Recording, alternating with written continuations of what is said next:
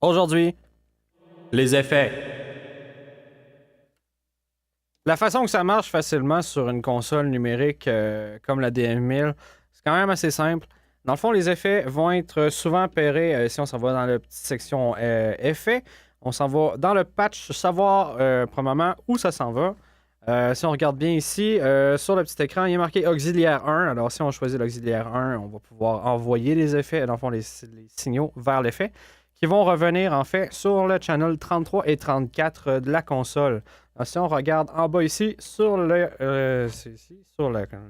channel strip, on s'en va dans la section 33 à 46. Puis, on va monter ça ici, dans le fond, le channel 33 et 34 ensemble.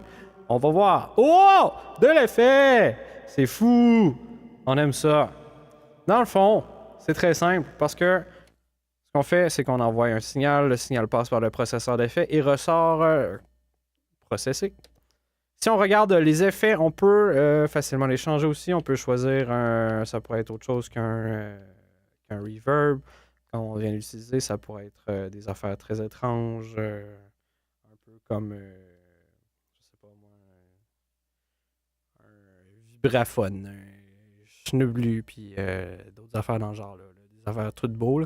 Mais là, on va rentrer dans les détails une autre fois peut-être. Mais c'est vraiment tout ce qu'on a besoin de savoir, c'est comment les insérer, comment faire en sorte que tout fonctionne comme du monde. Alors, facilement, patch, savoir où ça s'en va, les envoyer dedans. C'est-à-dire, si on regarde par les auxiliaires, on va bien voir dans le fond ici, si on sélectionne notre strip, on s'en va sur le layer 1, sur mon channel de micro. Si on le sélectionne avec le bouton Select, ça va aller directement ici sur l'écran.